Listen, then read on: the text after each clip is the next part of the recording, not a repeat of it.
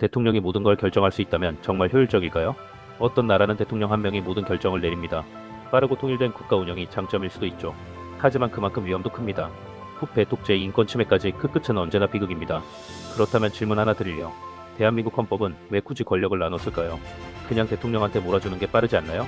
오늘 영상에서는 바로 그 핵심, 대한민국 헌법이 정한 권력 분립, 즉 삼권 분립의 구조와 이유를 완벽히 파헤쳐 드리겠습니다. 끝까지 보면 헌법 속 권력 구조가 지금 우리 일상에 어떤 영향을 주고 있는지도 한눈에 이해될 거예요. 구독, 좋아요, 알림 설정은 잊지 마시고요. 시작. 1. 대한민국 헌법이 정한 권력의 기본 구조. 대한민국 헌법 제1조 1항은 이렇게 시작됩니다. 대한민국은 민주공화국이다. 이 민주공화국을 실현하기 위한 핵심 장치가 바로 삼권 분립입니다. 삼권 분립이란 권력을 입법부, 국회, 행정부, 대통령, 사법부, 법원로 나눠 서로 견제하고 균형을 맞추는 제도예요.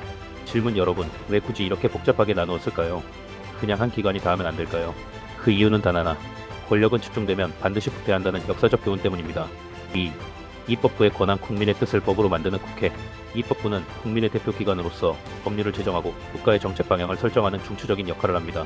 대한민국 헌법 제40조는 입법권은 국회에 속한다고 명시하여 국회가 입법의 주체임을 분명히 하고 있습니다. 국회의 주요 권한은 다음과 같습니다.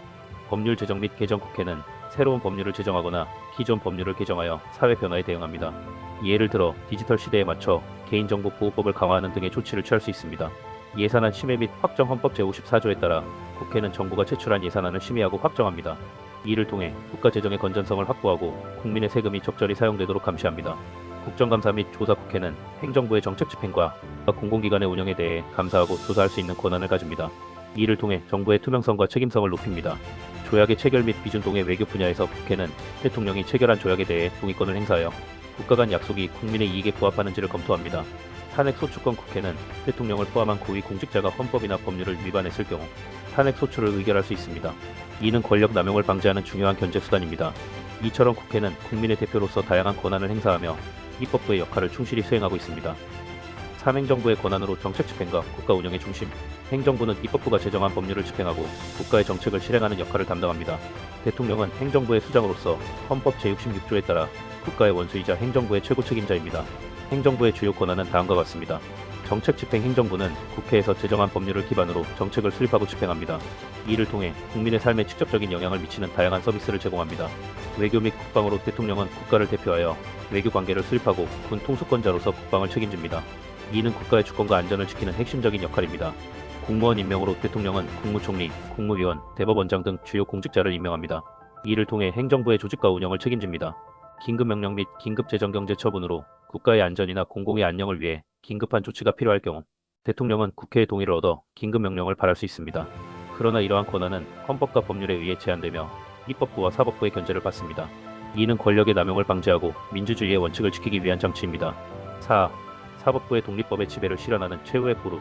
사법부는 법률에 따라 분쟁을 해결하고 정의를 실현하는 기관입니다. 헌법 제101조는 사법권은 법관으로 구성된 법원에 속한다고 규정하여 사법부의 독립성을 보장하고 있습니다. 사법부의 주요 역할은 다음과 같습니다. 재판의 독립성. 법관은 헌법과 법률에 따라 독립하여 재판을 수행합니다. 이는 정치적 압력이나 외부의 간섭 없이 공정한 판단을 내릴 수 있도록 합니다. 헌법 해석. 사법부는 법률의 해석과 적용을 통해 헌법의 정신을 구현합니다. 이를 통해 법의 일관성과 예측 가능성을 확보합니다. 행정소송 및 위헌 법률 심판. 사법부는 행정기관의 위법한 처분에 대해 심판하고 법률이 헌법에 위반되는지를 판단합니다. 이는 국민의 권리를 보호하고 법의 지배를 실현하는 데 기여합니다. 형사사건의 심리. 사법부는 형사사건을 심리하여 범죄에 대한 처벌을 결정합니다. 이는 사회의 질서를 유지하고 범죄 예방에 중요한 역할을 합니다. 사법부의 독립성은 민주주의의 핵심 요소로서 권력의 남용을 방지하고 국민의 권리를 보호하는 데 필수적입니다. 5. 헌법재판소. 헌법 수호의 최전선.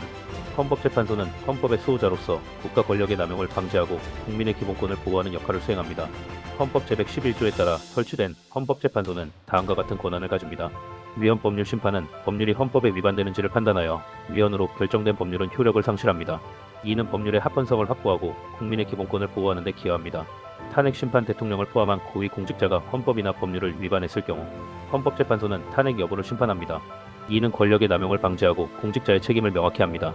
정당 해산 심판. 정당이 민주적 기본 질서에 위배되는 활동을 할 경우 헌법재판소는 그 해산 여부를 심판합니다.